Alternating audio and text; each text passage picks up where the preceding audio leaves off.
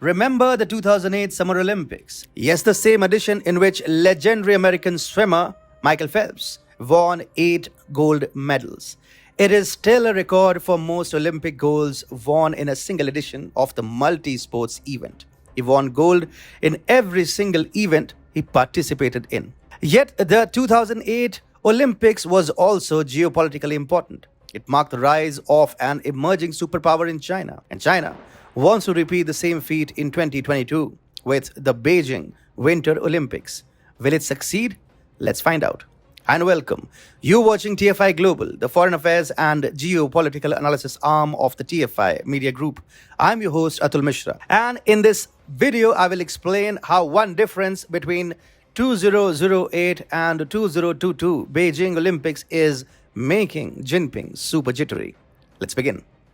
Almost 14 years after the 2008 Beijing Summer Olympics, China is once again hosting the Olympics.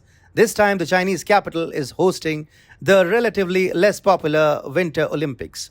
China's aims were similar in 2008. It wanted to show its economic might and shore up soft power. And in 2022, it wants to make a strong comeback after the pandemic. However, there is one key difference between the two editions. In 2008, the world was hopeful and even bullish on China. Today, it is hopeless. See this map. The left side shows the countries that attended the 2008 edition. There were a total of 80 such countries, including India and the US. On the right side, we have countries that will be attending the Winter Olympics this year. There are only 25 such countries, including Central Asian countries and some other smaller nations across the world. South Korea and Russia are the only big powers sending in their officials or leaders to attend the Winter Olympics. All other big powers have staged a diplomatic boycott. While their athletes are free to perform, they will not send any diplomatic or official representative. So how did things change so drastically from 2008 to 2022? When the 2008 Olympics started, the world was already in awe of China's stunning economic growth. In 2007, the Chinese economy had clocked the impressive growth rate of around 11% and had managed a trade surplus of $260 billion. Its forex reserves too had shot up to $135.7 billion in the first quarter of 2007. The world believed that China was no longer poor, and if you want to sustain economic growth, you will have to keep the upcoming economic powerhouse in good humor. This is why world leaders displayed brimming enthusiasm towards the 2008 Games. It isn't as if the world didn't know about Chinese censorship and human rights violations.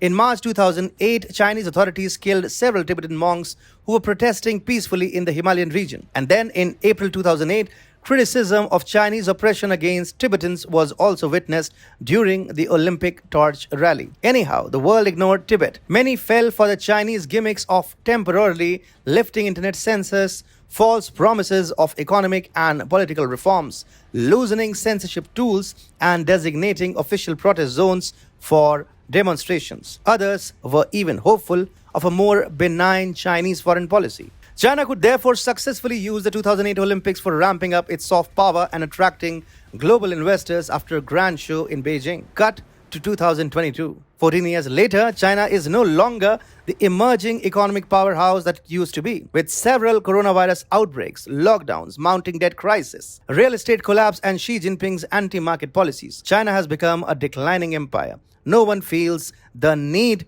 to engage with China for economic gains. So there was no compulsion for world leaders to display any enthusiasm for the Beijing Winter Olympics in the first place.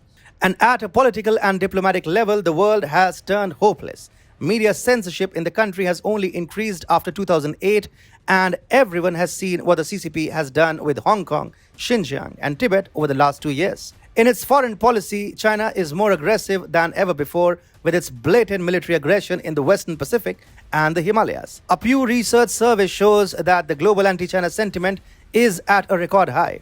One of its reports stated a majority in each of the 14 countries surveyed has an unfavorable view of China. In most countries, around 3/4 or more see the country in a negative light. In Spain, Germany, Canada, the Netherlands, the US, the UK, South Korea, Sweden, and Australia, negative views have reached their highest levels in the 12 or more years that Pew Research Center has been polling in these countries. And this is exactly why Xi Jinping is jittery. In 2008, China was confident of at least pretending to allow dissent, but now it is going to extreme levels of censorship. China's Winter Olympics app contains security flaws that compromise on personal data of athletes. China is spying on athletes as a part of its censorship program. So if you are participating in the Beijing Winter Olympics, you can't talk about Uyghurs or Tibetan monks. You see, China is holding Olympics to stage an impressive comeback on the world stage. It desperately wants an image makeover, but things are not turning out as Xi Jinping had wished them to be. Several nations have already boycotted the Olympics altogether, and those participating are not excited either. And this is exactly what makes Xi Jinping super jittery. These Olympics are not a mere sports event for the Chinese president.